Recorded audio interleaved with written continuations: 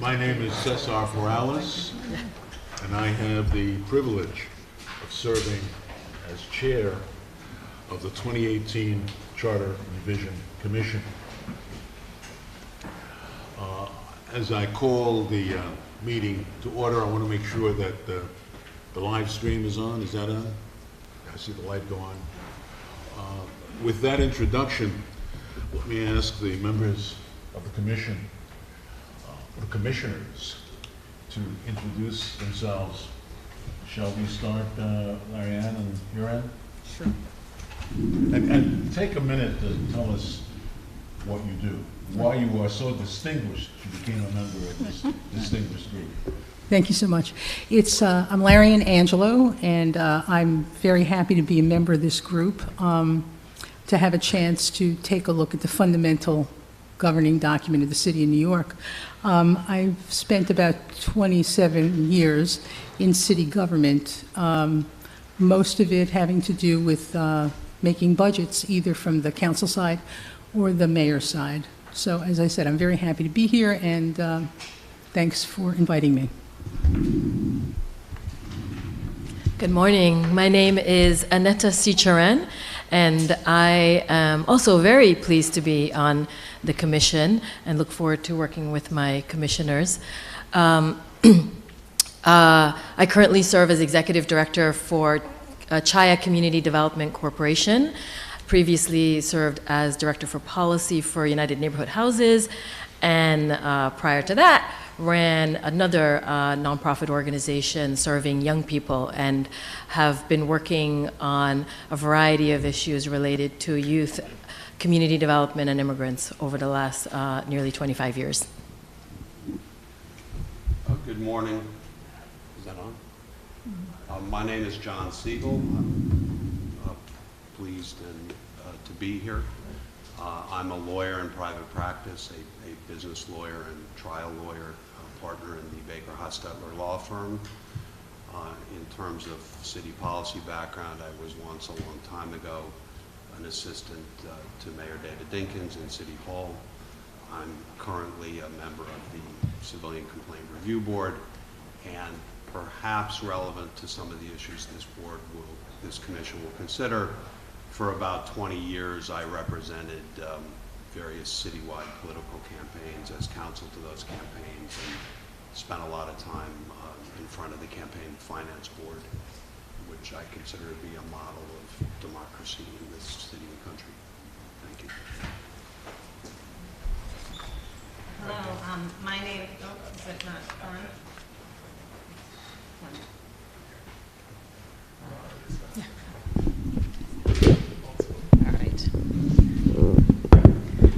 Hello, and I am Wendy Weiser. I am currently director of the Democracy Program at the Brennan Center for Justice at NYU School of Law. We are a nonpartisan, not-for-profit think tank and public interest law center that focuses on fundamental issues of democracy and justice. We work to reform and revitalize and defend the systems of democracy and justice. And the program I direct focuses on a broad range of democracy issues that might be of relevance to the work of this commission, including voting rights, money in politics, redistricting, fair courts, and other, and ethics as well. So I am very, very delighted to be joining this commission. I think it is deeply important to revitalize and strengthen democracy in the city of New York as a model for the country at a time when people are really, when the systems of our democracy are under strain. New York can be a beacon of reform. Good morning, everyone. My name is Deborah Archer. I'm very happy to join this distinguished group of folks on the commission. I am a professor of law at New York Law School and director of the Racial Justice Project there. Before that, I've been a staff attorney at the NAACP Legal Defense Fund and at the ACLU, where I worked on voting rights issues and issues related to economic opportunity. In terms of engaging with the city, I was a member of the Civilian Complaint Review Board and acting chair for some time. Good morning, I'm Kyle Bragg. I'm Secretary Treasurer of SCIU's 32BJ, we're a property service union of 165,000 members across the East Coast, from Florida to Massachusetts. We represent service employees who work in commercial buildings, residential buildings, security offices, and airports. I'm privileged to be part of this commission. Any process that helps to expand democracy in our city and expand inclusion is a good process. Thank you. Good morning. My name is Una Clark, and I am pleased to say I am an immigrant, a first-generation immigrant to the city of New York, and I'm concerned about immigrant communities. I was elected to the New York City Council as a result of the charter revision when the City Council moved from 32 to 51. I became the first immigrant from the Caribbean to have been elected to the New York City Council. So I am deeply devoted to making sure our city is always reflective of its talent, its people, and that everybody make a contribution to broaden and deepen our democracy.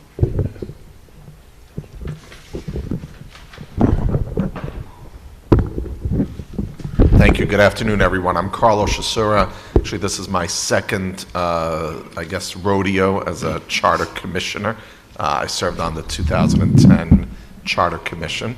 I currently serve as the president and CEO of the New York Building Congress, which is a coalition of businesses, labor unions, and organizations that are building and creating a great city to live in. Prior to that, I served as president and CEO of the Brooklyn Chamber of Commerce, and before that was chief of staff to Borough President Marty Markowitz.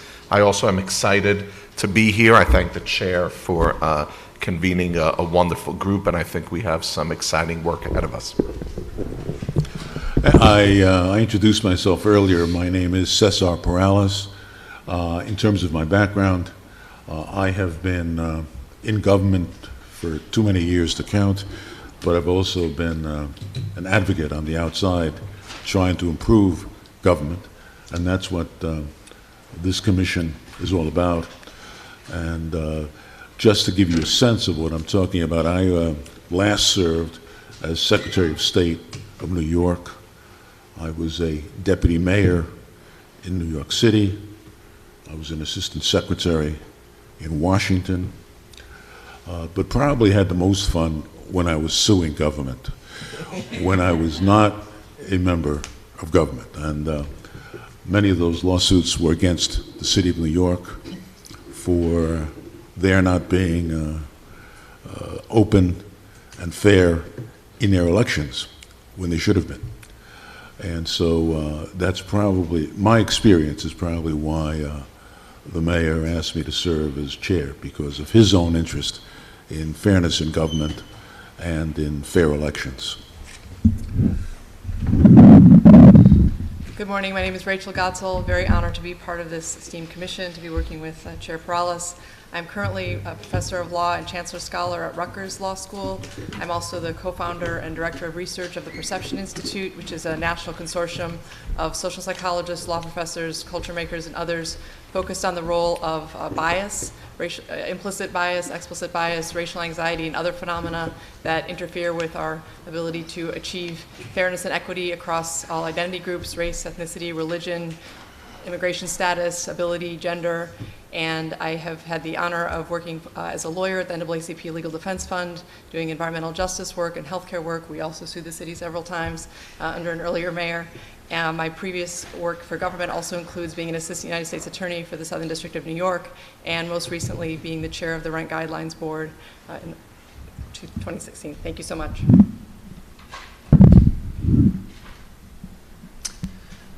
Good morning. My name is Dale Howe. I'm honored and privileged to be serving on this commission with my esteemed fellow commissioners. I, for the last decade or so, have worked as a voting rights attorney, first at the NAACP Legal Defense Fund, a recurring theme on this commission, and currently at the ACLU, where I direct the Voting Rights Project.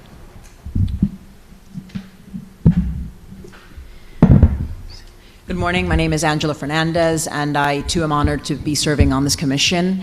I'm the executive director of the Northern Manhattan Coalition for Immigrant Rights, in addition to being its supervising attorney, an organization that has led numerous successful citywide and statewide policy campaigns that have provided expanded due process to immigrants, in addition to providing paths for civic participation for immigrants. I also serve on the Civilian Complaint Review Board, and I was formerly the chair of the National Dominican Day Parade. Thank you.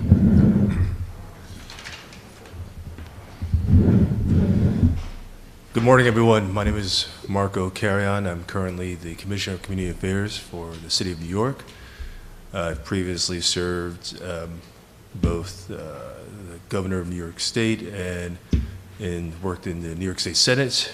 The bulk of my career has been in the labor movement, working with the United Federation of Teachers, the National AFL-CIO, and most recently the Central Labor Council of New York City.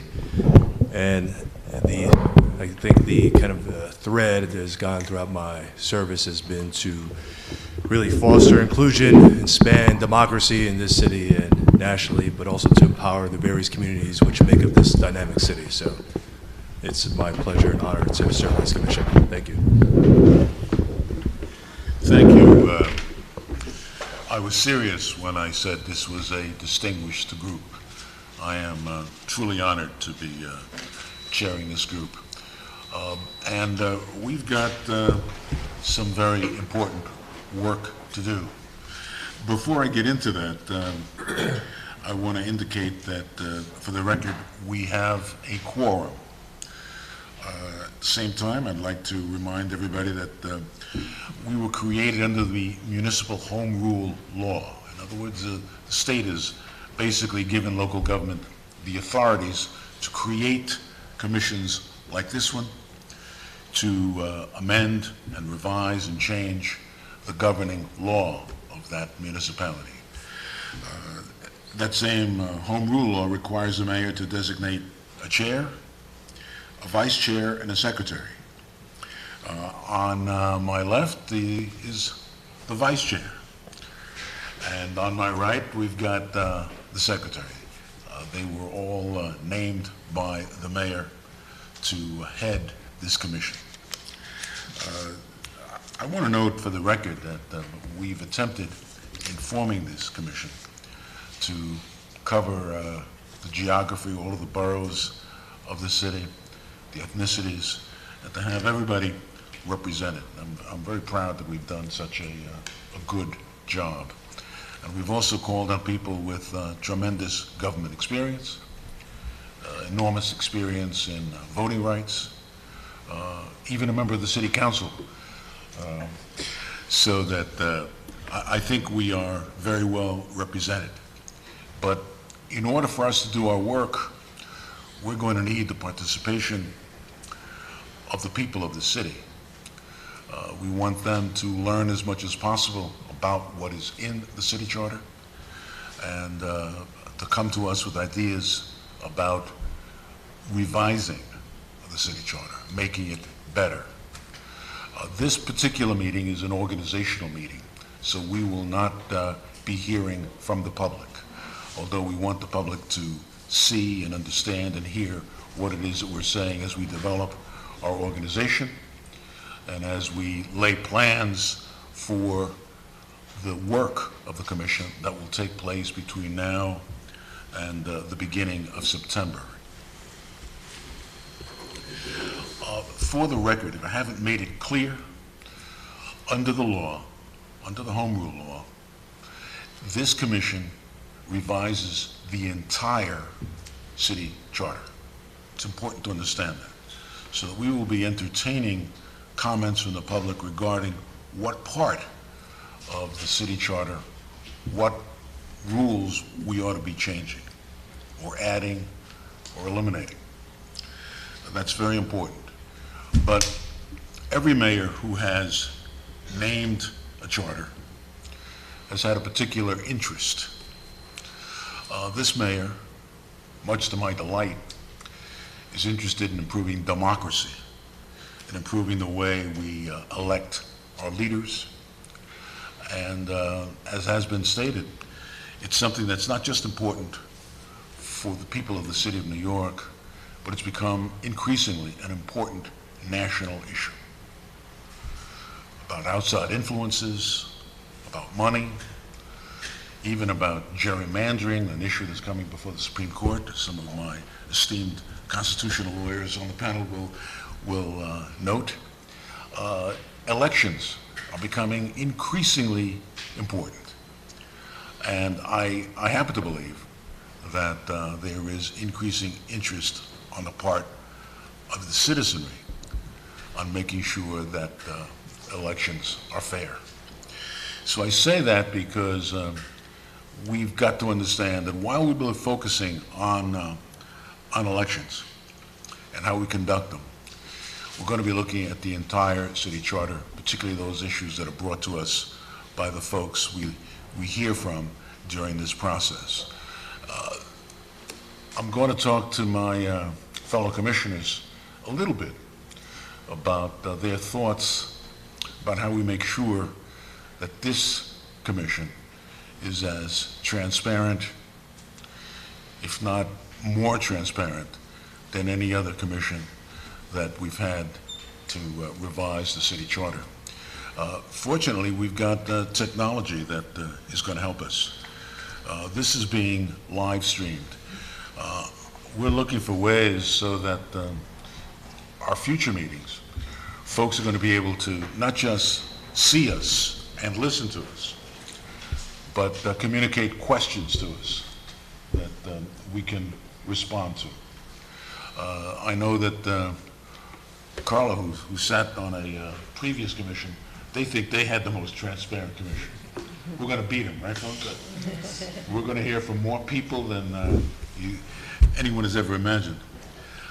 And I think we have the advantage of better technology, and that will enable us to do that. So I'm charging the staff to figure out a way that we can ensure that as many people as possible hear us. They're already talking about using YouTube. Even I, who understand absolutely nothing about technology, know what YouTube is. So I think we're going to be able to have a very successful and transparent process.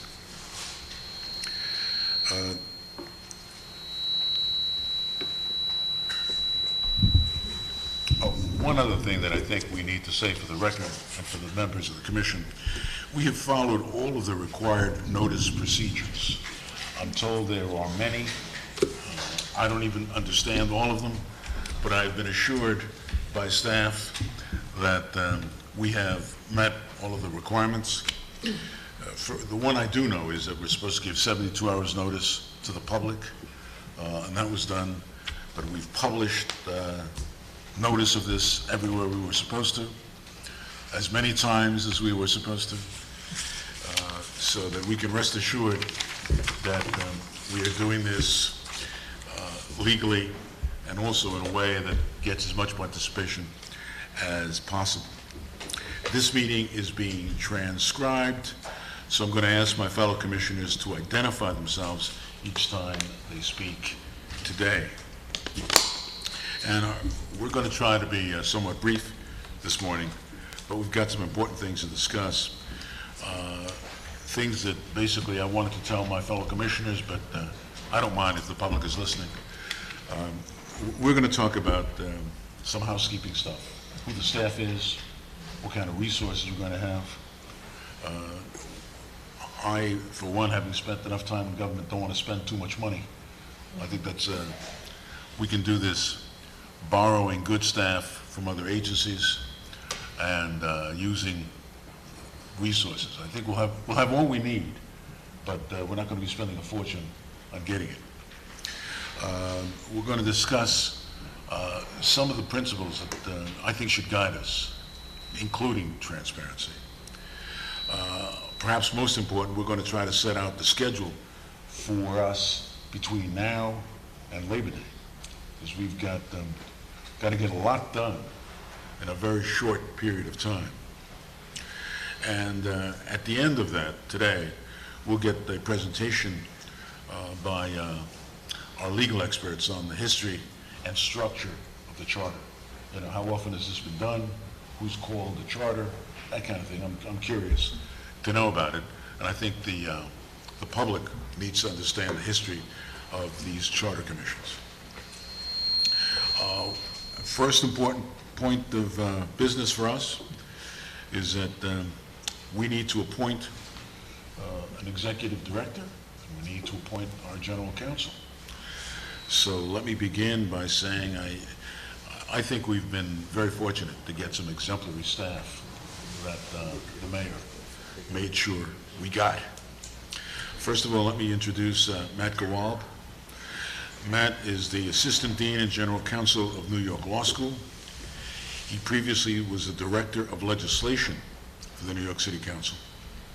Before that, he served as Director of Government Programs at Columbia Law School, and he's currently teaching at state and local government at my alma mater, Fordham Law School.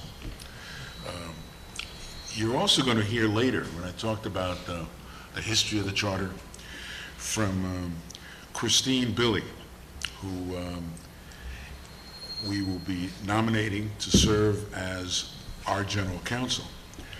Christine comes to us from the Department of Sanitation, but she previously served as senior counsel at the Law Department, where she advised city agencies and reviewed and drafted legislation.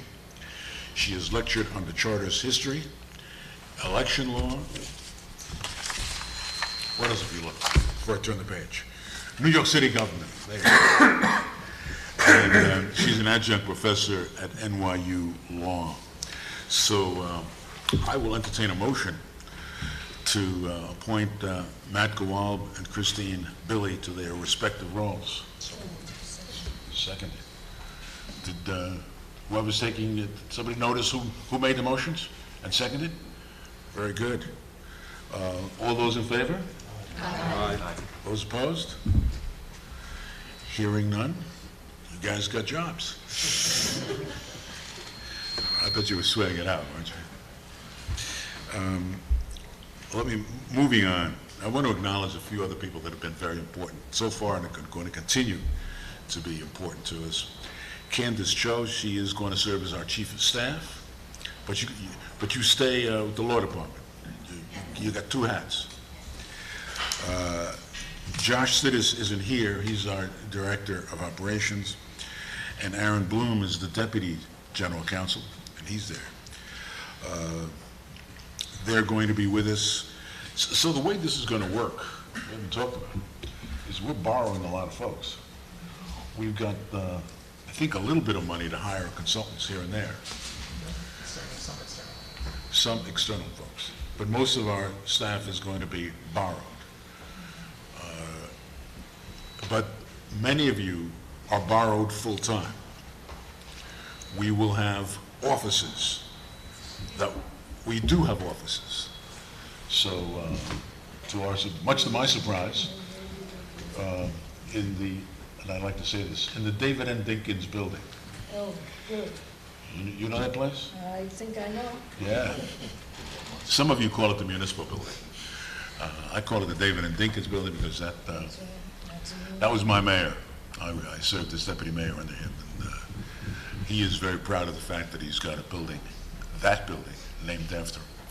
So we have offices in the David N. Dinkins building where these folks are going to be sitting, these and others are going to be sitting in and day out. I figure about 12 hours a day, given all we've got to do. And so I'm looking forward to that. One other motion I think we need to make. The law, municipal law, gives us the ability to request the mayor for the budget I talked about, as well as for the borrowing of these people. But I'd like to delegate any further decisions about staffing and borrowing resources, et cetera, to Matt Gawalb, our executive director. Is there a motion? A second? Second. All those in favor? Aye. Hearing no, there are no nays, right? So, Matt, periodically your job is to go out and get us the rest of the staff and get us the resources that we need to get this done. This is a serious effort we're undertaking. And it is time limited. Probably no other commission has been formed this late or held its first meeting this late, as I can tell. And others have had time constraints, but we've got some really serious time constraints. The reason for that is that we're hoping to get some proposals on the ballot for November. And in order for the bureaucracy to get all of that done, to get stuff on the ballot, we've got to finish it by September 7th at the latest. So I keep thinking of Labor Day weekend, which is just before the 7th. The 7th is what day of the week? A Friday? So it's the Friday after Labor Day, which we have to have our proposals all done and submitted. I'm optimistic that we will have some, and that they will be good ones, and hopefully that our citizens will adopt them on Election Day. Again, I want to repeat myself about the transparency, my interest in transparency, my interest in inclusiveness, and we're going to talk about that now, which I think is the biggest decision we've got to make about our time frame and our schedule. I understand staff called each one of you to try to get a sense of the dates that you might or might not be available. You should all have in your packages a draft schedule.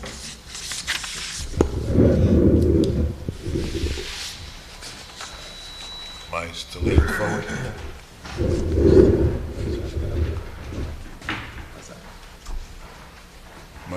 Still feedback or no? Better? Yeah. Better. All right. Everybody have a proposed schedule?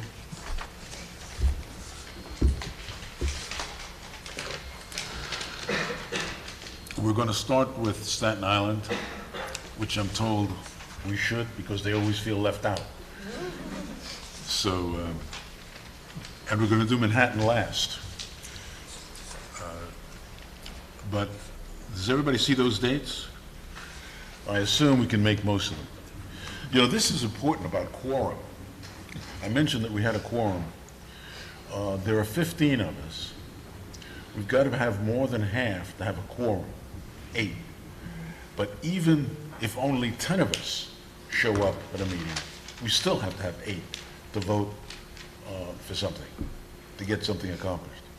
So I want you to try as hard as you can to make every one of these meetings.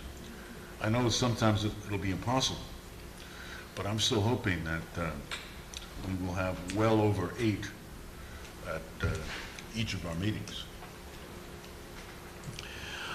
Any other thoughts about schedule? Well, let me share something with you that is not quite here, but it's alluded to. I indicated I wanted to be more transparent than anybody else.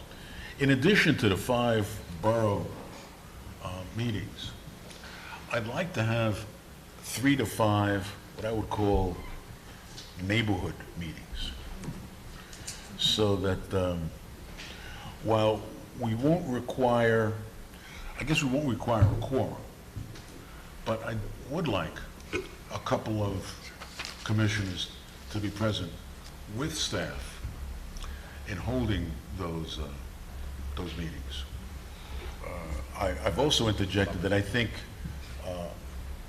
a couple of them, we have to have a simultaneous translation in another language. I haven't figured out how many languages yet, but I think it is important that we do that. So I'm going to hope that you will volunteer for one of those 3 to 5, let's call them neighborhood meetings, so that we can have all told, not just the 5 borough meetings, which are the big ones. Carlo told me that you used to have them in places like what? Like we did Brooklyn Borough Hall, we did courthouses, we did universities, colleges. So we were packed meetings. Which I see a few of you who had been at some of those meetings in the past. Any other thoughts? What do you think of my idea about having neighborhood meetings and having a thumbs up, huh? Thumbs up. Kyle gives me a thumbs up. No thumbs down? I think it's especially important because some of these boroughs are very large.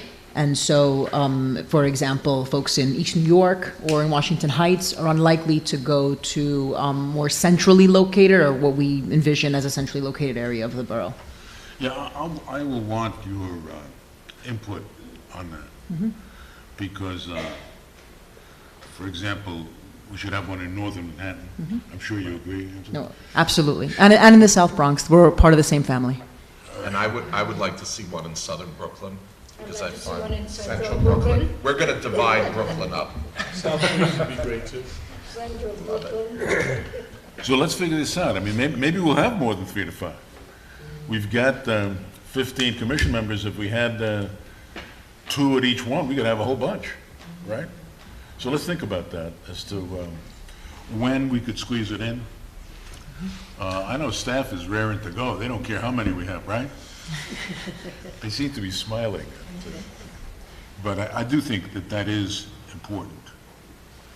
The other thing we're going to have, and something that's been done in the past, is expert panels. After we listen to the public, I'm sure that there are going to be a few issues that surface in which we will want to learn more about. For example, I'm told that people generally, invariably, come up with the idea of instant runoffs because we've had to have extra elections if people don't hit the 40% number. And there are ways of avoiding that. You save money, and you know right away who won. Because one of the things that happens is when you have the second election, very few people vote. So there are advocates of instant runoffs. At the same time, there are lots of folks who don't think it's a very good idea. But for example, we could have an expert panel explaining the pros and cons as to why we ought to do that. Although we've got some voting rights experts, presumably, on our panel who will have some ideas about that. But I think hearing from other, quote, experts, I think would be very, very useful. But I imagine that there'll be a number of issues, whether it's land use or others, that will come up that we will need some expert advice on. So in addition to hearing from the people in our communities, we're going to have some sessions in which we listen to experts to help us formulate our decisions so that our decision-making is as informed as possible. At any rate, we've got, I don't want to go over the proposed schedule in detail, but why am I doing all the talking? I mean, any reactions to anything that I've said, folks? Please, talk to me. One thought might be to have some of the neighborhood meetings in schools or other places that feel more welcoming than public buildings, places where people are accustomed to visiting. Good thought. Since when does Una Clark not want to say something? I cede to the matter. That's a bad word in Jamaica. That's true, you're right. And the Queen. That's a bad word in Jamaica, yes. No, I wanted us to take a look at the demographics of the city because things are changing and a sense of who is where is going to be important in decisions that we make for our deliberations. So Exactly. I think it's important that we look at the changing demographics. I thought of that. Yeah, and city planning may have some information that They will be do. useful to us. They used to have a guy by the name of Joe Salvo, who was the world's expert. He's great. Yeah. He should be on one. Is he still around? Yes. He's still Yeah, around. and I'm saying that because were it not for work that was done at the Caribbean Research Center at Medgar Evers, and we made our case that we think they should draw a district that would make it feasible for one of us to run for office, I never would have gotten to the city council. And we would still be in the same position we were prior to my election in '91. So I think that we need to do a thorough work, and I think we ought to be very sensitive to the new immigrant communities, because of what's happening in Washington, many people will not come out and speak with us, and we have to be able to bring them out, because whatever we do is going to affect their lives. Very good. Why doesn't staff treat this as a direction from the commission that you contact Joe Salvo or someone on the staff to look at any recent changes in demographics with a view towards what neighborhoods we ought to be looking at to having neighborhood meetings, as well as whether or not what language groups might ought to be provided with assistance in those neighborhoods. I would also like to add that, if possible, that we devise a very simple but creative marketing campaign, even grassroots marketing campaign, so that we ensure that people not only know where all of the meetings are happening, but why the Charter Commission is important. And something very simple and clear, even with visuals, so that we can make it the most welcoming process. Good. And I would add to that, we should have a Twitter feed and all the social media we do. So we should probably send that out and follow each of us in our own lives, et cetera. Yeah, Twitter has become of late very important to our democracy. I want to echo the last 2 points made, actually made by Una and Angela, about the importance of ensuring participation of the most unlikely voices because of whether it's language or immigration fears or immigration statuses. I wonder to what extent we are allowed to, or can we partner with community-based organizations who might be able to brief, educate, and mobilize folks to turn up. Well, you know, one of the reasons Marco is sitting on our panel is because while I said I don't want anybody working for the mayor to be on the panel because it'll look like it's all controlled. And the one thing I made clear, and the mayor assured me of, was the independence of this panel. Got it. What I was just said was that we were very interested in ensuring that this panel would be independent. But the one person that I did want on our panel who does work for the mayor is Marco, who's in charge. And you may want to comment on this idea of working with community-based agencies to make sure that we get a good turnout at our hearings. No, I think that that's a great idea and how we should pursue this. I mean, when we're speaking about doing these neighborhood meetings and possibly not having them in institutions where folks could be, where there could be barriers to people actually attending.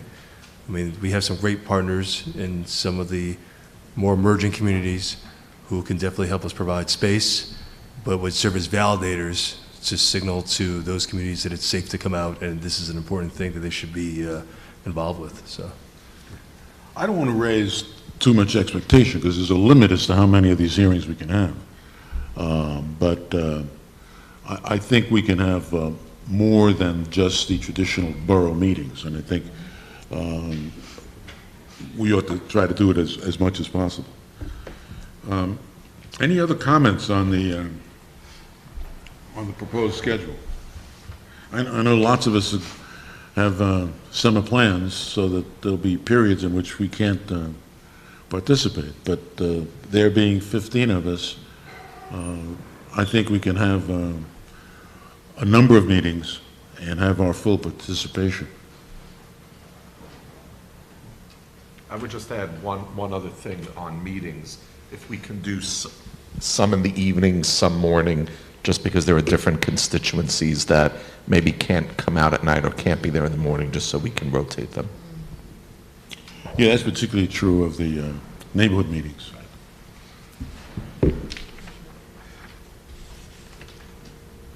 Any other thoughts about our schedule? That's, for me, the most important thing is that we end up blessing a schedule. There are a couple of questions on that, a couple of days, so that if you've really got some strong feelings, you've got to communicate that to staff. That's what this is about. I mean, it may be tough to do this immediately in this forum because there's so many of us, but we do need to settle on the schedule, and then we publicize it. Is that right, Matt? Yes. So that people will have notice. We want people to have as much notice as possible of when we're going to hold these meetings. It's easy for the borough meeting. It'll take a little longer to set up the neighborhood meetings, but I'm sure that we can do that.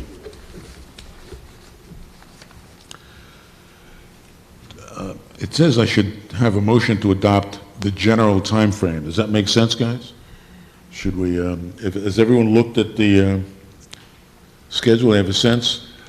Well, without specifics, is there a motion to adopt this general schedule, this general time frame? All right, all those in favor? Aye. Those opposed? All right, the motion carries. Matt, are there any other motions that I need before I ask Christine to give us a fascinating history of... No other motions. No other motions. Are we ready to hear the presentation from our general counsel?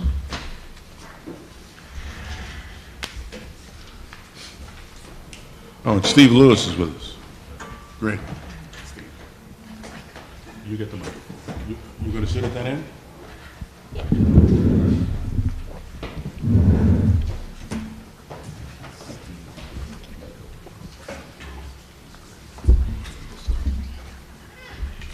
Hello. So as the chair noted, this commission is charged by state law to review the entire city charter. And in light of this, it's become something of a tradition to kick off charter revision commissions with a presentation about the charter as a whole, with highlights of both its history and its structure. So first, I will discuss the history of the charter, focusing on the work of past charter revision commissions. And then second, I'll turn to a discussion of the charter's general organization and structure in its current form. I recognize that many of you sitting here are already familiar with aspects of this. And today I'm privileged to be joined by Steve Lewis, who is a veteran advisor to several of the past charter revision commissions. And Steve, I hope you'll feel free to interject or perhaps kick me if I go too far astray. No, I'm not going to kick you because that would be visible. I'll have another signal. Okay. So to begin with, let's keep in mind that there are 4 fundamental ways to amend the city charter. First, by local law, which can either be done with or without a public referendum. Second, by state law. Third, by voter petition. And finally, as most relevant here today, by charter revision commission. And charter revision commissions, in theory, can be convened in several different ways. Although in reality, the charter commissions that shape the city's charter generally have either been called by a city mayor or pursuant to a specific act of the state legislature. And this commission, like its immediate predecessors, will view the charter as a fully empowered local legislative body subject to voter approval. Now, as a result of this long history of the charter and the many ways of amending it, the charter does not come to you as a unified legal or political document, though as lawyers we do seek to try to harmonize its many provisions. Rather, the charter represents the combined actions of many bodies with legislative powers, acting over centuries and sometimes at cross purposes. It includes state laws and council laws. It includes the results of petitions and the proposals of 13 previous charter revision commissions. If it makes you feel better, confusion over the charter is not new. As early as the mid-19th century, the city's mayor complained that the governing structure included portions of 6 different charters, which created 9 executive departments having undefined, doubtful, and conflicting powers. And you can decide at the end of this process whether you think matters have improved much since the 1850s. But now we're going to head into a whirlwind history of our charter. And in your materials, which were in your welcome packets for those of you who brought them along, we included a brief description of past charter revision commissions if you'd like to follow along or study, late bedtime reading if you have trouble falling asleep. From its origins to the present day, one could say that the history of the charter represents an effort to respond to a core set of challenges. And I would summarize them as first, the balance between borough or community autonomy and centralized city government. Second, the balance within city government between the mayor and the legislative branch and other elected officials. Third, the balance between government efficiency on the one hand and transparency and accountability and public participation on the other. And after listening to the Commission's discussion about what you want to see this process to be, I was really struck by how the work of this Commission sits alongside the work of all the previous charter revisions that came before it as sort of part of a broader constellation of efforts to improve our local democracy. So going back to the history, in tracing the charter's history, one could begin with the colonial charters of the 17th and 18th centuries, but in the interest of time, I'll skip ahead to one of the most important dates in city's history, January 1st, 1898, which, as many of you here are well aware, was the birth of the modern city of New York with its multiple boroughs. And so after a public referendum regarding the unification of the cities of Brooklyn and New York, which at that time was in Manhattan, which, by the way, barely passed in the city of Brooklyn by a mere 300 votes, the state legislature passed an act of consolidation in 1896, and pursuant to this act, the 1897 Charter Revision Commission was convened. So let this be a lesson that every vote counts. And as a result, the first greater New York Charter took effect on January 1st, 1898. This charter was very long, and it included a lot of material that ended up being put in the city's administrative code. And in fact, the real structure of the early 20th century city government took shape based on a second Charter Revision Commission convened a few years later. And the resulting 1901 charter, which was adopted by the state legislature, made extensive changes, including solidifying the role of a body called the Board of Estimate and Apportionment, which some of you may remember, which was made up of the mayor, the controller, the president of the Board of Aldermen and then City Council, and each of the 5 borough presidents. In your materials, I included a city government chart as it looked in 1907, which is spread over 2 pages and sort of has a hypnotic effect if you stare at it for too long. But it should give you a sense of the general structure of what the city's government looked like at the dawn of the 20th century. Moving along, after many failed efforts at charter revision in the mid-1930s, the charter began to lurch toward its modern form as Mayor LaGuardia appointed in 1936 commission under a special state law. That charter was adopted by the voters in 1936. It took a much shorter form, and it was intended to reflect the fundamental organic structure of city government with the idea for the first time of the administrative code as dealing with the minutia of municipal law, which is sort of the balance that we still see today. This 1936 charter ran 83 pages and sold for 25 cents at the David N. Dinkins Municipal Building, although it didn't have that name at the time. And I'll note that that same building, which is where the city store is located, no longer sells copies of the charter. I did check, although it is freely available online for your perusal, and it is now at a whopping 3,103 sections. And I also included in the materials a chart of the city government as it looked after that 1936 revision to give you a sense. Mayor Wagner appointed a charter commission in 1961, and then there was a state-created commission in 1975. And I should note that the 1975 commission was really the exception to the rule. So after those initial charter revision commissions that I just discussed that were creatures of state law, Every charter commission from 1938 to the present, with the exception of that 75 one, was convened by a mayor. Or I should say every commission that ended up with proposals that were put to the voters, regardless of whether they passed, was convened by the mayor. There isn't time to summarize the details of the revisions over the mid-20th century. You can read about them in your materials. But in general, we could say the Board of Estimate remains strong, with powers over contract, budget, land use, real property. The powers of the mayor and the council gradually increased, whereas the powers of the borough presidents gradually decreased. And I think perhaps most importantly, there was an overall increase in public processes.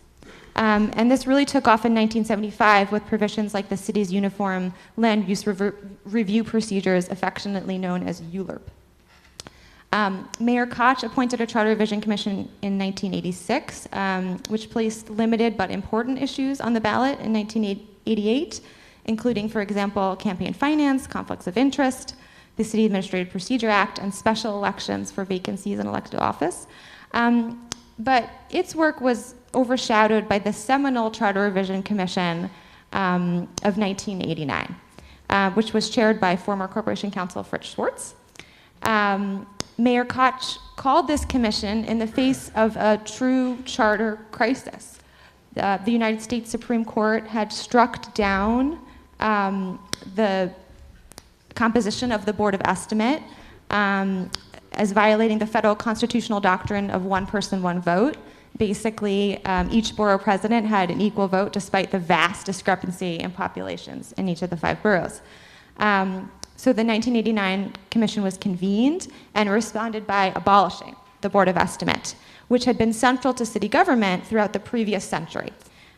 Its powers were redistributed, more or less in a manner consistent with separation of powers between the executive and the legislative branch. But it really required a rethinking of almost every important city process, including budget, franchises, concessions, land use, as well as the roles of the borough presidents, the city council president, now known as the public advocate. And scholars say that it was this commission that largely determined the present structure of city government as we now know it. Moving on quickly ahead, in the Giuliani years, there were 3 charter revision commissions, each looking at a narrower set of issues, such as campaign finance. And Mayor Bloomberg appointed a series of charter revision commissions in the beginning of the 21st century. In 2002, the voters adopted a proposal related to special election procedures in the case of vacancies. In 2003, a charter revision commission proposed 3 questions which were all defeated in the week of debate over its nonpartisan proposal. The 2005 commission made 2 limited proposals related to financial matters and administrative law judges, both of which were adopted. The most recent charter revision commission was convened in 2010. The issue of whether to restore 2-term term limits for elected officials, I would say, probably overshadowed the political discussion, but all of its other proposals passed. It included, in addition to dealing with term limits, it included regulation of disclosure of independent expenditures. It reworked voter assistance functions, emphasizing the role of the campaign finance board. And interestingly, it also reduced the signature number requirements for candidate petitions, which is of note because those provisions of the charter actually supersede provisions of the state election law on a legal theory that the city has authority to engage in innovation in the context of local elections. The commission also considered instant runoff voting and nonpartisan elections, but didn't act on these. And we've included in the materials the ballot questions and abstracts from 2010 as an example of the core work product of a recent commission. So in concluding this charter history, I want to focus on a theme that may interest the commission. Throughout the history of the charter, there has been a perennial interest in experimenting with and improving local democracy. Commissions have taken a continuing interest in campaign finance reform, voter assistance, and other election-related matters. Some commissions have taken a broad and sweeping look of the city's organizational structure as a whole, whereas others were limited to a narrow set of issues. But every commission was shaped by the political and historical context in which it was convened. So unless there are questions, if you are ready for more, I will turn to the modern structure of the charter, which I promise is the shorter portion of this lecture. Are there any questions? No. You can continue. Okay. General Counsel. Steve? Okay, moving on. Covering everything. All right. So, as you have probably gleaned by now, the Charter is not Moby Dick. It is not a cohesive literary work with a constant narrative theme. I think it's safe to say that most New Yorkers have probably not read it, much less tabbed their charters from cover to cover. But being one of the lucky few who has, I thought it would be useful if I outlined for you the basic structure of the Charter in its current form. So as we discussed, the Charter is intended to paint only the broadest organizational strokes of our city government, with more of the details being located in the city's administrative code, which is much longer. And conceptually, I think it's helpful to think of the contents of the Charter as roughly divided into 3 parts. The first part, we could say, contains introductions and descriptions of the city's elected officials. The second part contains key processes such as the budget, capital projects, acquisition and disposal of the city's real property, and other matters. And then the third part sets forth the powers and duties of city agencies. Now, this isn't a perfect description of the Charter structure because there isn't one, but it gives you an overall sense. And I've given, in the last item in the materials is a sort of a table of contents of all the chapters in the city charter as a quick reference for you to look at the sort of subjects contained therein.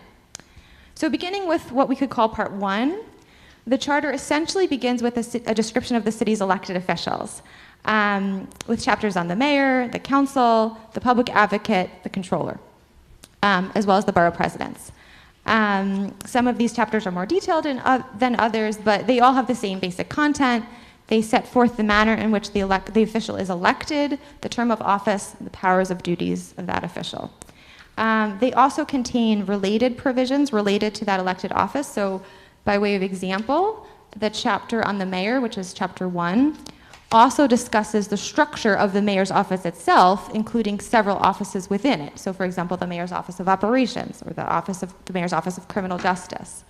And more recently, we've actually seen a trend of offices added to this chapter by the city council by local law, which give the mayor the flexibility to establish the new agency either within the mayor's office or another city agency, which is sometimes confusing because agencies that are housed in practice in other agencies are described in chapter 1 relating to the mayor. So recent examples of that would be the Office of Labor Standards, the Office of Civil Justice, and my personal favorite, the Office of Nightlife.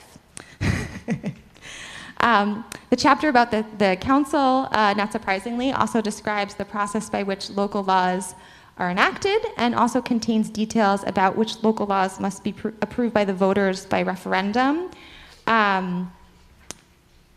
Moving on, the second part of the charter, as it were, contains key governmental operations and processes, the budget process, capital projects, procurement, and specifically, it spells out the 2 major budgetary processes that we have in New York City, the expense budget and the budget, and then it describes the overall process of how the budget is determined. It also describes how the city's financial obligations are regulated, including the city's debt. This part of the charter also includes provisions relating to the city's tax structure and establishes the tax commission and the tribunal for tax appeals. Moving on to land use, another major city process. This chapter establishes the Department of City Planning, as well as the City Planning Commission, and also includes our key land use provisions, most notably ULURP, the fair share process, and others.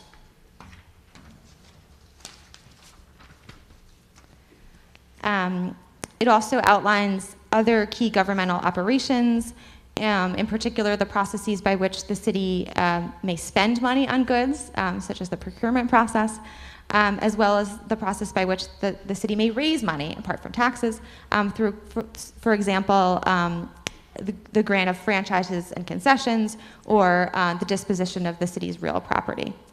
And then finally, moving on to the third sort of general part of the charter, the third part mostly concerns city agencies. This is by far the longest part of the charter, and it largely contains chapters that each deal with individual city agencies, describing each agency's organization, powers, and duties. I should note that this is not an exhaustive list of city agencies' powers and duties. So, for example, some agencies that are listed in the charter are actually created pursuant to state law or bound by powers described in state law. So the Department of Education is an example. But this is a good start to give you a sense of the city's agencies' powers. I obviously am not going to go through every agency. You can look at the handout for that. But I'm sure you can get a picture. Within this third part, you'll also find a chapter setting forth the City Administrative Procedure Act, which concerns rulemaking and adjudication by city agencies. And you will also find provisions defining the term limits on elected officials, election and voter assistance, including the Voter Assistance Commission and the Campaign Finance Board. There are also provisions on conflict of interest, Chapter 68, which concern ethical standards that apply to current and former public servants. And finally, there are provisions on community government. So I'm talking about provisions that establish community districts and community boards charged with conducting public outreach and assisting in the planning of capital projects. So I know this has been quite a mouthful. This is actually just a general overview. But in conclusion, I just want to say that the charter is the closest that we have to a constitution. And within it, you'll find the essential structure of how our city is governed. And for those of us like myself who come from city agencies, I think we sometimes have a tendency to get sort of lost in the weeds of programmatic detail. And a Charter Revision Commission is a time to take a step back and look at the big picture. How can outcomes be improved? How can the lives of real New Yorkers be improved by examining and potentially reforming the processes and powers collected in the Charter? And so now if you have any questions, we'd be happy to take them.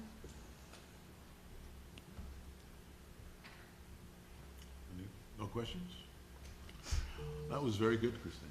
Steve, you didn't get a chance to say anything. You're right, that's fine. You got it all in. But so thank you to both.